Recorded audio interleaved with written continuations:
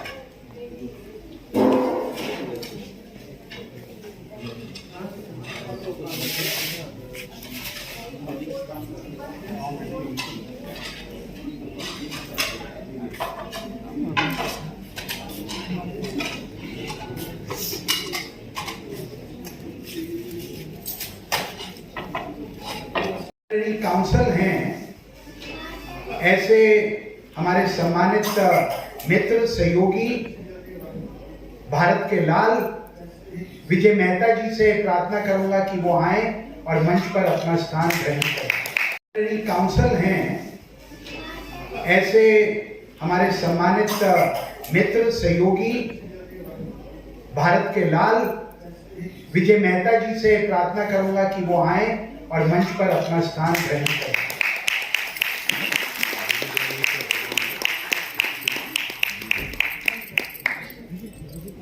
I would request हमारे बीच में,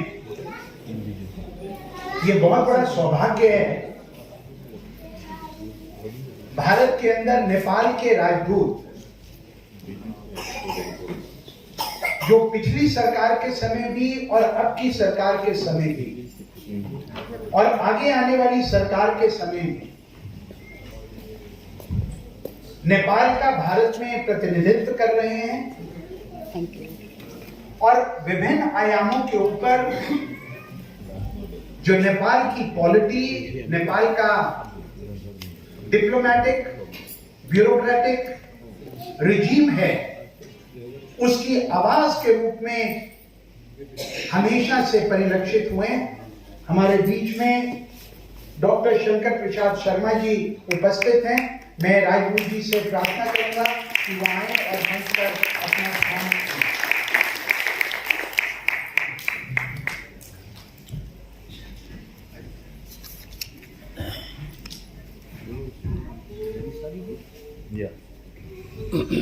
अभी कुछ ही देर में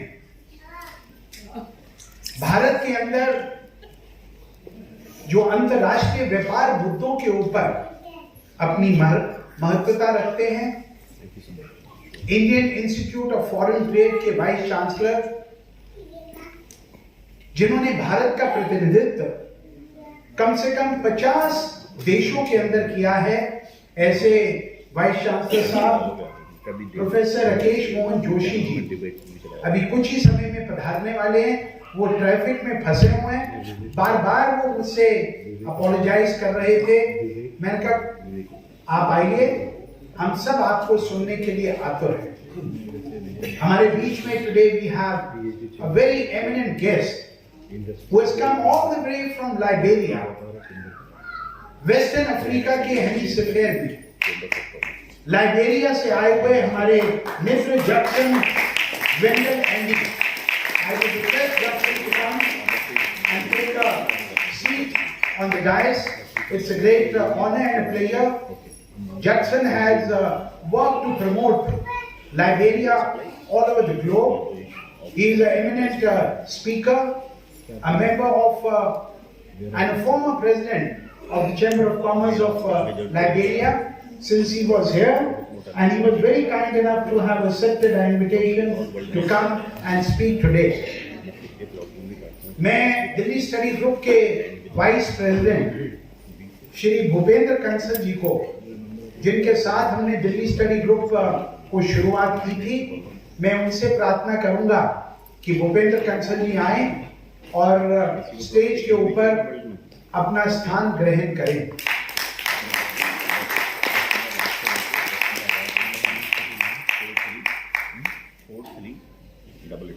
Before another vice president comes in, Mr. Gopal Garg, I would request the General Secretary of the Daily Study Group, Mr. Yogesh Tandon, to come and have a seat on the dais.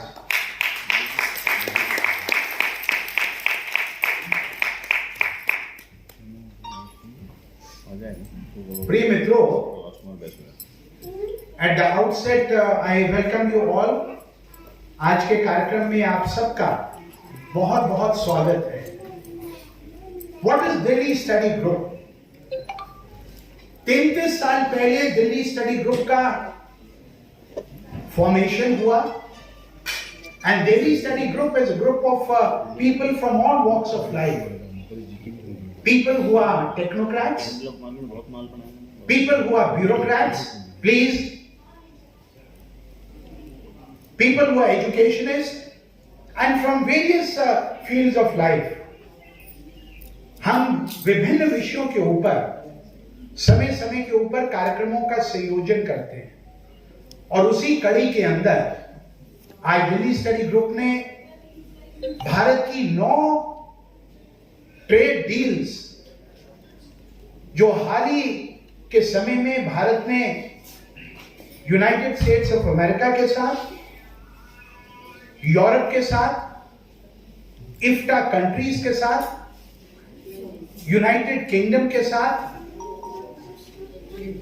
Australia के साथ, New Zealand के साथ, Mauritius के साथ, Oman के साथ जो trade deal sign की हैं, उनके ऊपर बोलने के लिए आज हमारे बीच में प्रबुद्ध वक्ता उपस्थित हैं।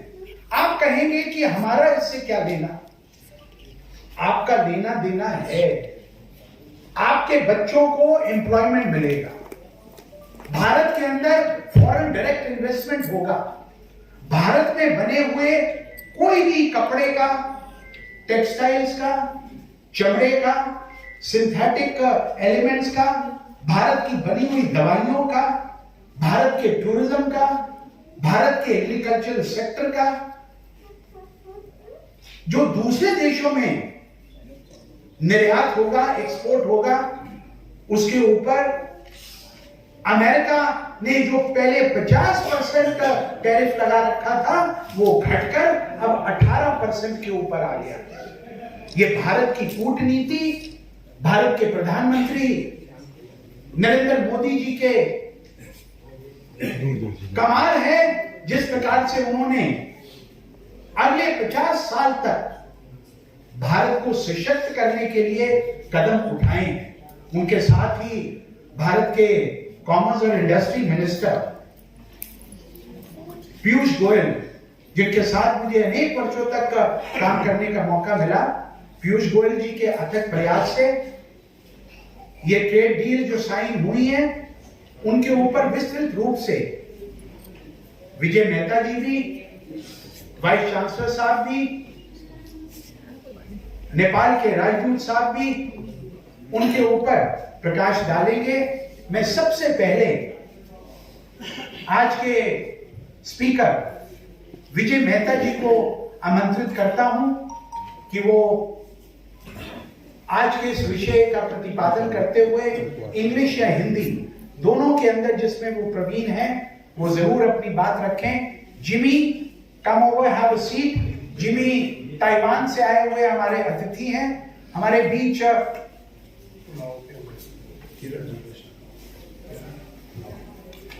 पुलाव के एम्बेसडर शर्मा जी भी आए और अपना स्थान आगे लें।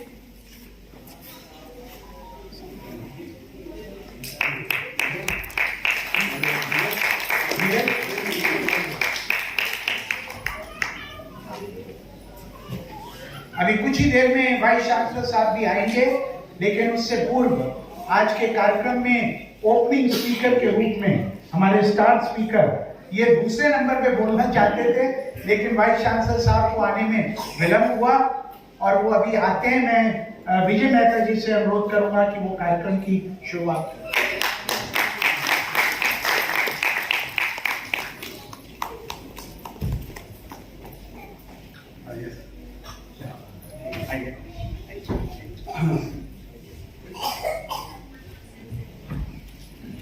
Thank you very much. मैं विजय जौहरी जी का धन्यवाद करना चाहूँगा कि उन्होंने ये प्रोग्राम ऑर्गेनाइज किया और मुझे भी बोलने के लिए आमंत्रित किया। जो सीक्वेंस ऑफ इवेंट्स था, जिस सिलसिले में बोलना था, उसमें ये था कि जोशी साहब जो हैं, जो हमारे बड़े एक्सपर्ट हैं,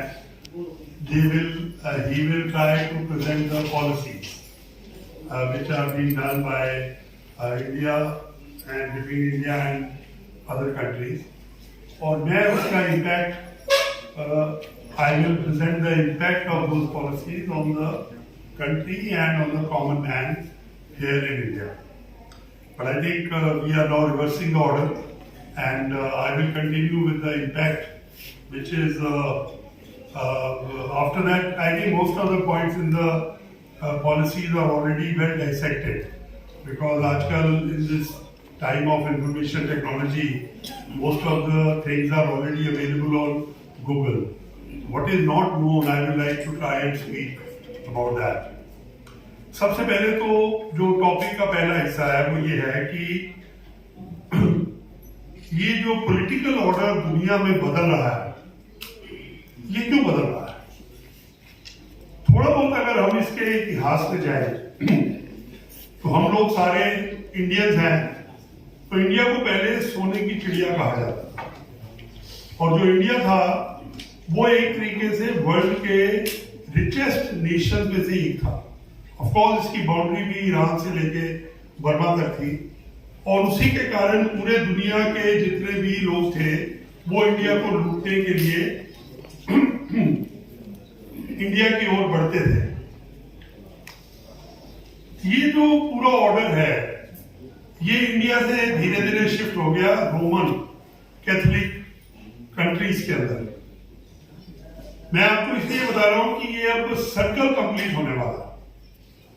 बड़ी देर तक अंग्रेजों ने पूरी दुनिया के ऊपर राज किया, यूरोप वाले ने राज किया। उस समय यहां से अगर कोई इंग्लैंड जाता था तो उसको एक आदमी जाता था और 40 आदमी गांव के, शहर के या दोस्त यार उसको छोड़ने के लिए एयरपोर्ट जाते थे। फिर ये ऑर्डर जो है वहां से अमेरिका की ओर शिफ्ट हो गया।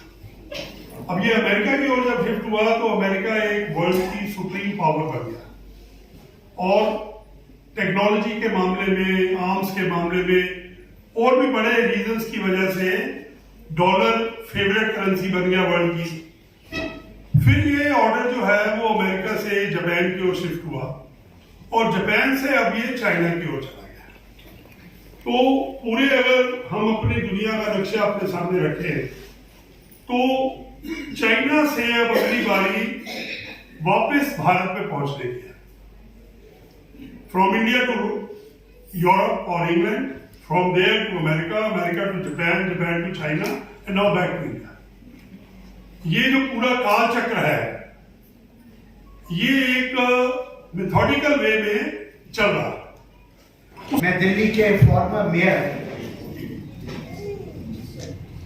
नरेंद्र चावला जी, जो दिल्ली स्टडी ग्रुप के जनरल सेक्रेटरी भी हैं, नॉर्मली मंच संभालते हैं, लेकिन आज सामने बैठे हैं। मैं उनसे प्रार्थना करूंगा कि वो एक शॉल लेकर आज के हमारे अतिथि स्पीकर विजय मेहता जी का स्वागत करें।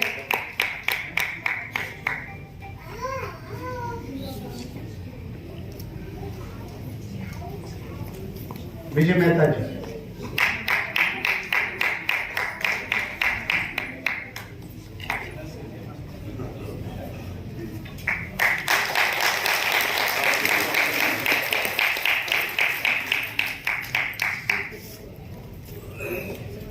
मैं अपने एक अन्य विशिष्ट सहयोगी जिनका आज के कार्यक्रम में बहुत योगदान है, दिलावर सिंह जी से प्रार्थना करूंगा कि वो आए और नेपाल के राजदूत डॉक्टर शंकर प्रसाद शर्मा जी को शॉल उड़ाकर उनका स्वागत करें।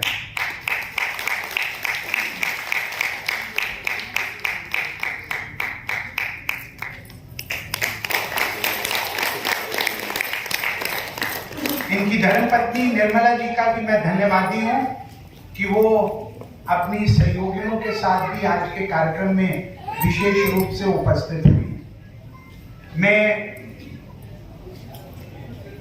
सरदार बलिहार सिंह हरियाणा से हैं, दिल्ली स्टडी ग्रुप के एग्जीक्यूटिव मेंबर हैं और specially all the way from Haryana हमारे बीच में आज आए हैं। मैं सरदार बलिहार सिंह जी से प्रार्थना करूंगा कि वो आए शॉल लेकर आज के हमारे लाइबेरिया से आए हुए अतिथि जडसन वेंडर एंडी का शॉल उड़ाकर स्वागत करें।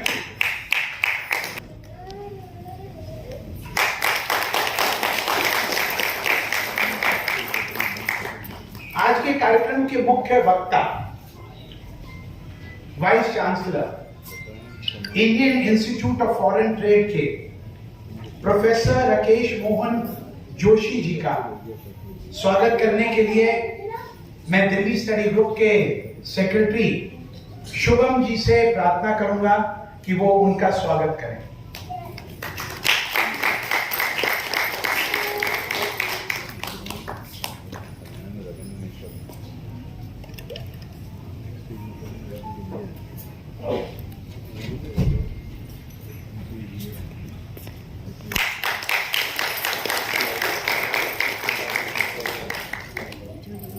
दिल्ली स्टडी ग्रुप के वाइस प्रेसिडेंट जो हम सब के लिए हमारे मार्गदर्शक के रूप में भी, और जब से दिल्ली स्टडी ग्रुप 33 साल पहले शुरू हुआ उसका अभी तक प्रतिनिधित्व करते रहे हैं, ऐसे भूपेंद्र कंसल जी को शॉल उड़ाने के लिए मैं श्रीमती डॉली जीनवाल जो हमारे दिल्ली स्टडी ग्रुप की मेंबर हैं, मैं उनको प्रार्थना करूंगा कि वो आए और उनका शॉल द्वारा आदर करें।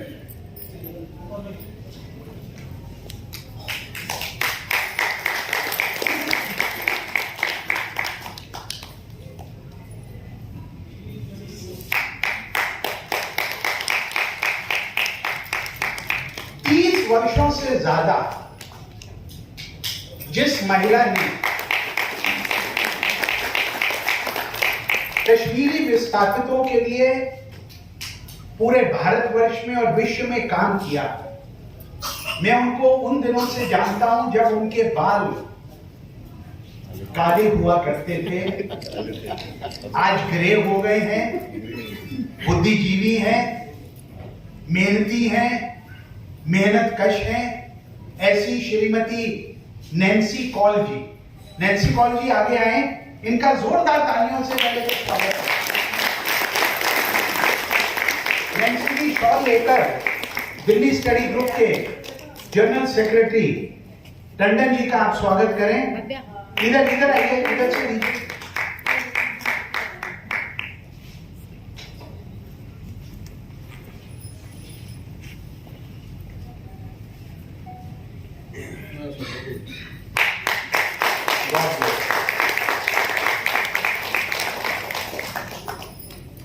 बहुत सालों के बाद नैन्सी जी मुझसे मिली, पूछने लगी दिल्ली स्टडी ग्रुप क्या चल रहा है। मैंने कहा चल नहीं रहा, भाग रहा है। अपने बड़ों को कभी मत भूलो। Always remember the seniors who have given time, who have given patience, who have given their efforts to make you success in whatever field of life. घर में बड़े माता पिता और संस्था में अपने सहयोगी, मेरे दो अन्य सहयोगी भी, इससे पहले कि मैं नेपाल के राजदूत महोदया को, डॉक्टर शंकर प्रसाद शर्मा जी को आमंत्रित करूं आज के कार्यक्रम के संचालन में, जिनका असीम योगदान रहा है। दिल्ली स्टडी ग्रुप की social media convener Shrimati Shalu Kumari, Shalu ji हाथ ऊपर कर दो। दिल्ली स्टडी ग्रुप के executive secretary Vijendra Yadav, Vijendra ji please put your hand.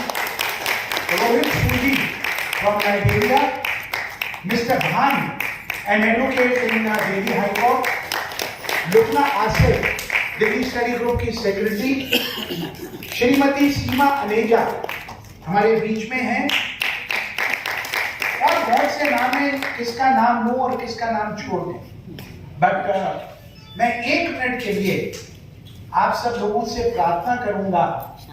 Delhi study group की जिसने संरचना की, दिल्ली स्टडी ग्रुप को जिसने अपने ऑफिस से सींचने का काम किया, वो भारत के मशहूर आर्किटेक्ट, हमारे एडवाइजर श्री अशोक गर्ग जी रहे, जिनका पिछले ही दिनों जो स्वर्ग सिधार गए।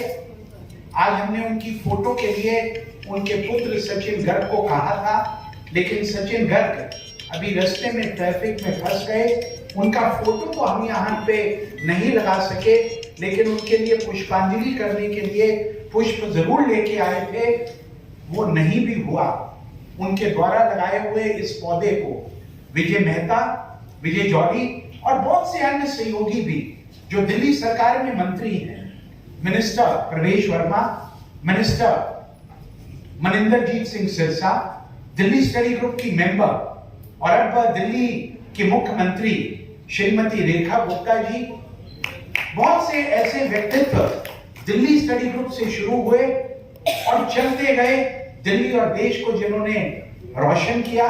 उस पूरे ग्रुप को गति देने वाले अशोक गर्ग जी की स्मृति में मैं चाहूंगा कि आप 1 मिनट के लिए खड़े होकर उनको अपनी मौन श्रद्धांजलि अर्पित करें।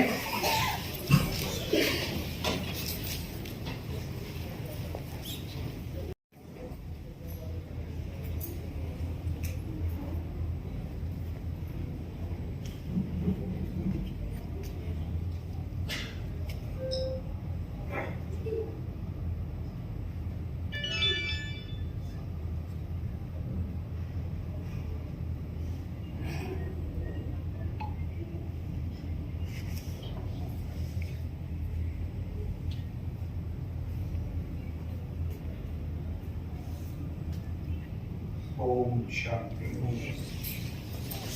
I would now request the Honorable Ambassador of Nepal, Dr. Shankar Prasad Sharma ji. Namaskar, good evening. Respected President, Delhi Study Group, Dr. Vijay Joly ji, respected Vice Chancellor, Indian Institute of Foreign Trade, Honorary Consul General of Romania, and distinguished members of Delhi Study Group and the invitees and distinguished people. First of all, I would like to thank Delhi Study Group for inviting to this very important program. I'm really honored, and I'm really honored to speak a few words today on the topic, especially on the free trade agreement that India has concluded with EU, and the agreement, the bilateral agreement about to be concluded with the United States, and number of free trade agreements that has been done with so many other countries in the world. I think in terms of the benefits to India, I think Mr. Mehta has already mentioned about what are some of the benefits that India can get out of these free trade agreements. First of all, I think that exports will increase, no doubt about that. And the second, when we start increasing the export, we will be able to attract more and more domestic investment as well as foreign direct investment. So that will create more jobs. That will also create more demand for raw materials and consumer goods. So everybody will benefit, no doubt about that.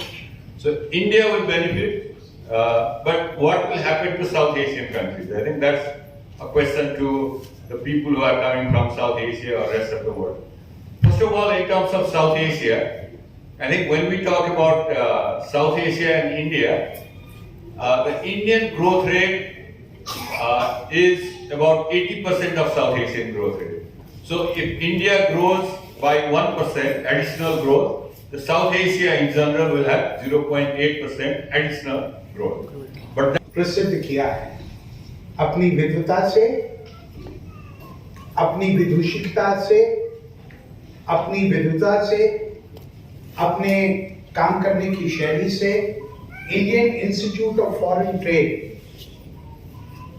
भारतीय अंतर्राष्ट्रीय व्यापार परिषद के और उसके vice chancellor के रूप में मैं अब आज का कीनोट एड्रेस देने के लिए प्रोफेसर राकेश मोहन जोशी जी को आमंत्रित करता हूं कि वो आए, हम सब लोगों को संबोधित करें। और इनके संबोधन के बाद जितने भी यहाँ पर गणमान्य अतिथि आए हैं वो अशोक गर्ग जी की इस चित्र के ऊपर पुष्पांजलि कर कर अवश्य जाएं, क्योंकि अशोक गर्ग कहीं से आप सबको और हमको देख रहा होगा, खुश हो रहा होगा कि आज उसका लगाया हुआ पौधा आज भी जिंदा है और आप सबकी तालियों की गड़गड़ाहट से वो स्वर्ग में भी उसका आनंद लेगा। धन्यवाद।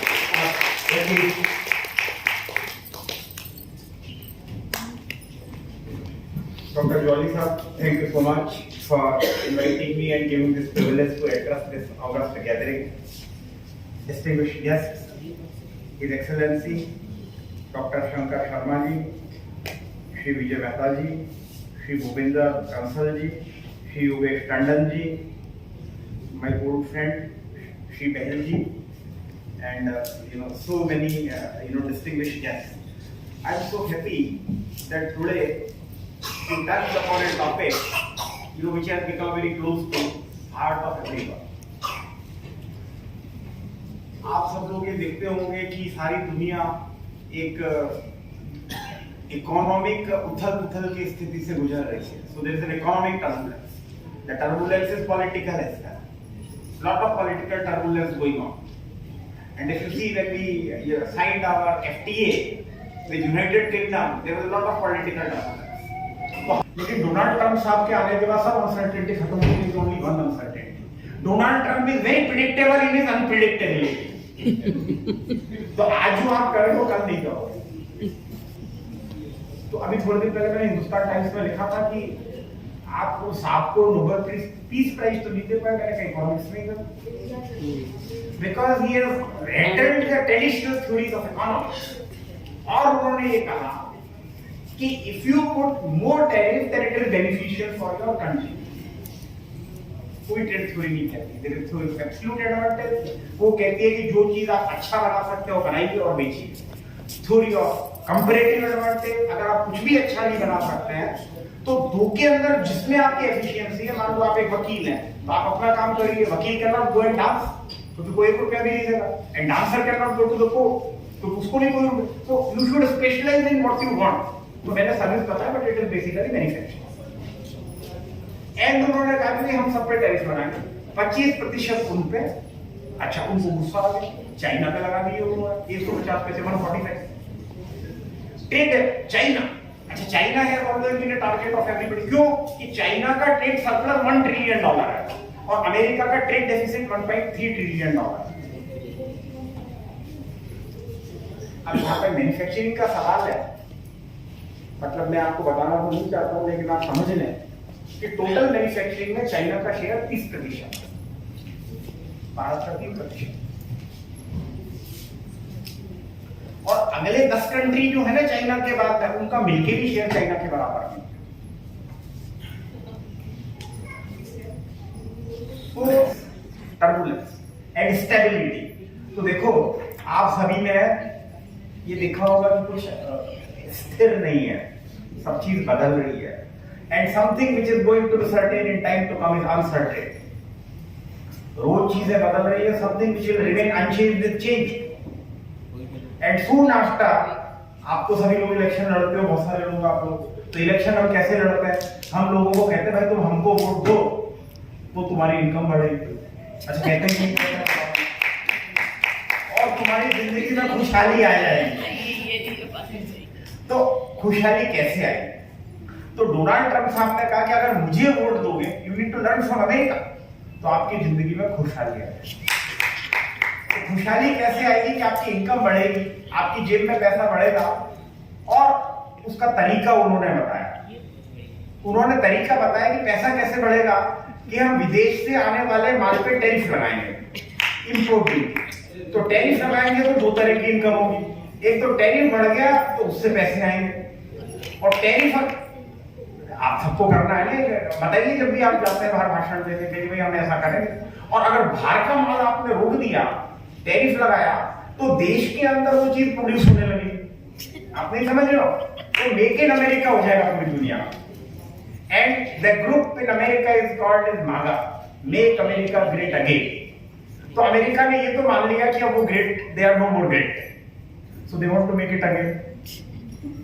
और पता है आपको, उन्होंने एक डिपार्टमेंट खोला, डिपार्टमेंट ऑफ गवर्नमेंट एफिशिएंसी।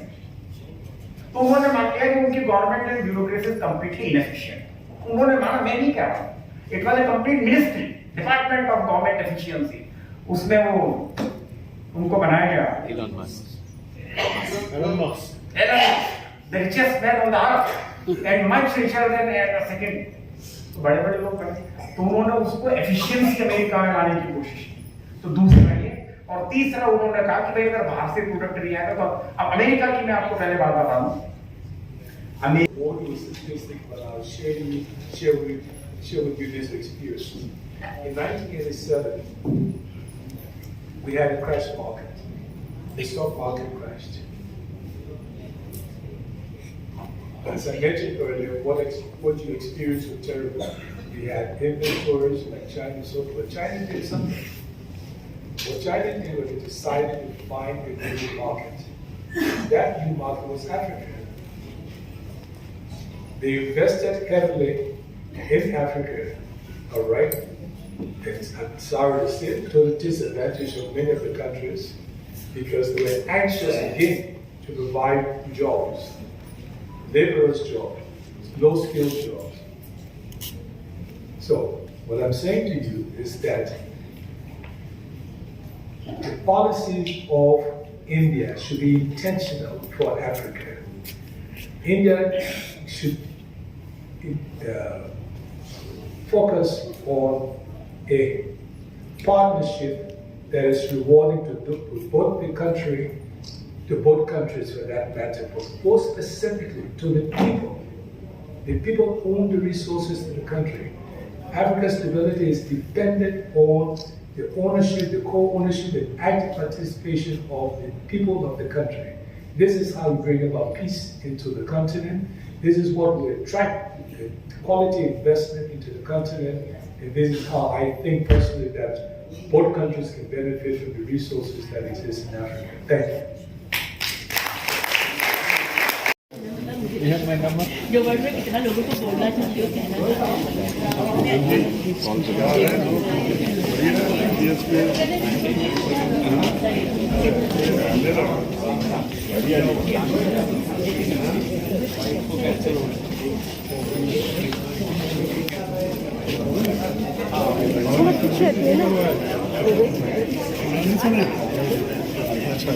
अच्छा